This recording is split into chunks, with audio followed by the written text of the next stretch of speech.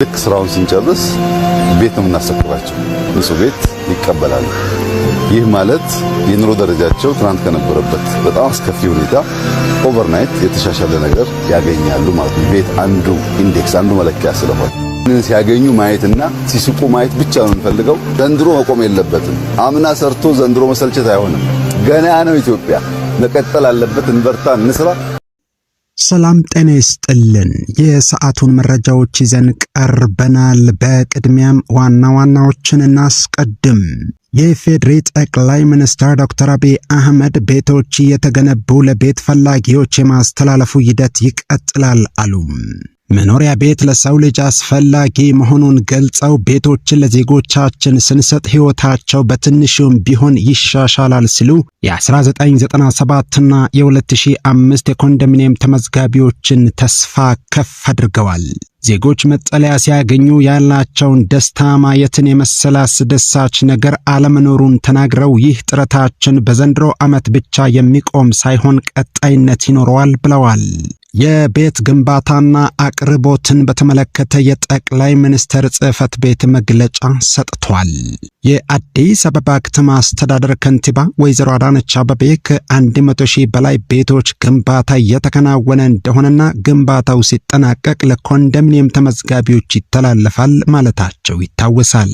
እየቆጠቡ የሚጠብቁን 100% ቆጥበው የሚጠባበቁን ለቆጠቡ በዚህ ዓመት 100,000 ተጀምረዋል። ይደርሳሉ። ሲደርሱ የምናደርገው ቅድሚያ የሚገባቸው ያው የምንሰጥበት ህግ ይታወቃል። በገላን 26,000 በንፋስ ስልክ ላፍቶ ክፍለ ከተማ 25,000 ቤቶች ይገነባሉ። በሌሎች ቀሪ 16 ሳይቶች ግንባታዎች በፍጥነት እየተከናወነ እንደሆነ የአዲስ አበባ ከተማ አስተዳደር ቤቶች ልማት ኮርፖሬሽን ቢሮ ኃላፊ ወይዘሮ ቅድስት ወልደ ጊዮርጊስ መናገራቸው ይታወሳል። የ1997 እና የ2005 የኮንዶሚኒየም ተመዝጋቢዎች ፍትህ ጎድሎባቸዋል፣ ቃልም ታጥፎባቸዋል። 13 እና 21 ዓመታት አልበላም አልጠጣም ብለው ያለመሰልቸት እየቆጠቡ የነበሩ ተመዝጋቢዎች ደስታቸውን በቅርቡ እንደሚያዩ መንግስት አስታውቋል።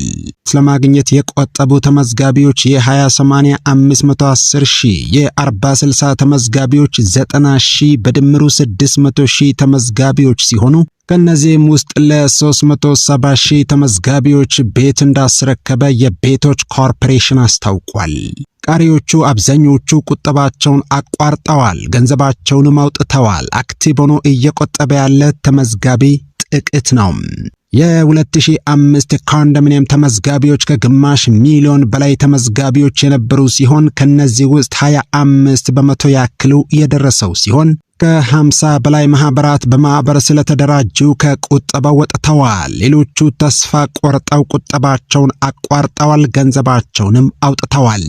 የ2005 ተመዝጋቢዎችም አክቲቭ ሆነው እየቆጠቡ ያሉት ጥቂት ናቸው። እስከ መጨረሻው አብራችሁን ከቆያችሁ እነዚህንና ሌሎች ከኮንዶሚኒየም ጋር የተገናኙ መረጃዎችን በዝርዝር እንመለከታለን። ይህንን መረጃ ለኮንዶሚኒየም ተመዝጋቢዎች ተደራሽ ለማድረግ ሰብስክራይብ እንድታደርጉ በአክብሮት እንጠይቃለን። ከ20 ዓመታት በላይ ባስቆጠረው የጋራ መኖሪያ ቤቶች ግንባታ ፕሮጀክት የተጠናቀቁ ቤቶችን መንግስት ቃል በገባው መሰረት ለተመዝጋቢዎች የማስተላለፉ ስራ በአግባቡ ተፈጻሚ አለመሆኑና ወጥ በሆነ አሰራር አለመተግበሩ ብዙ የሚባልበት ነው።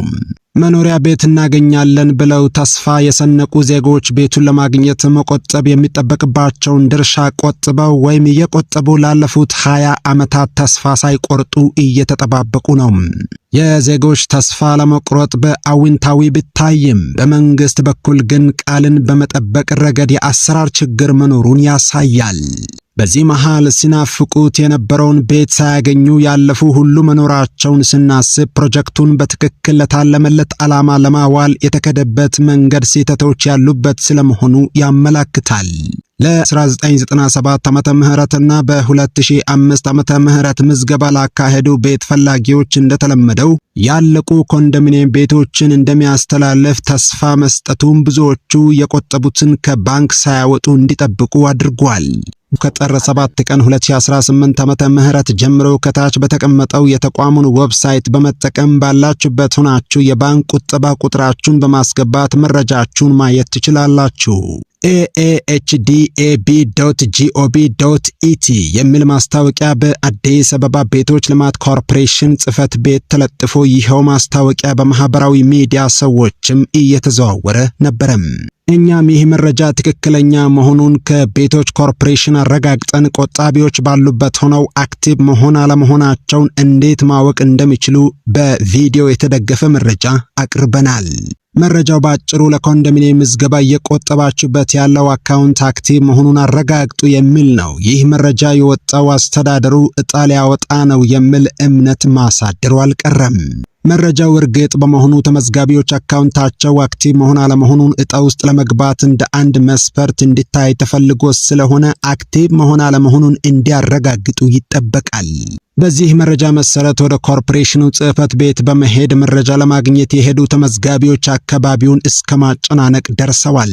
መረጃ ፈላጊዎች ቁጥር እየበዛ በመምጣቱም በማስታወቂያው በተጠቀሰው መሰረት ባላችሁበት አካውንታችሁ ያለበትን ሁኔታ ማረጋገጥ ትችላላችሁ ተብለው እንዲበተኑ ተደርገዋል። ለ19 ላይ ያቆሙም ካሉ ችግሩ በእነሱ ብቻ የሆነ ነው ተብሎ መወሰድ የለበትም።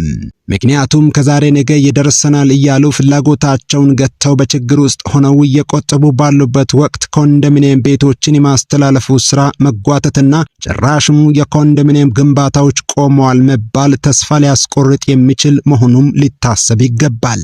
አስተዳደሩ ኃላፊነቱን ለመወጣት ለነዚህ ተመዝጋቢዎች ቤት ወደ ማስተላለፍ ሲገባ ተመዝጋቢዎች በቀድሞ አሰራር ለቅድሚያ ክፍያ የሚሆነውን ቁጠባ ማድረጋቸው ብቻ እንደ በቂ መስፈርት ሊወሰድ ይገባል።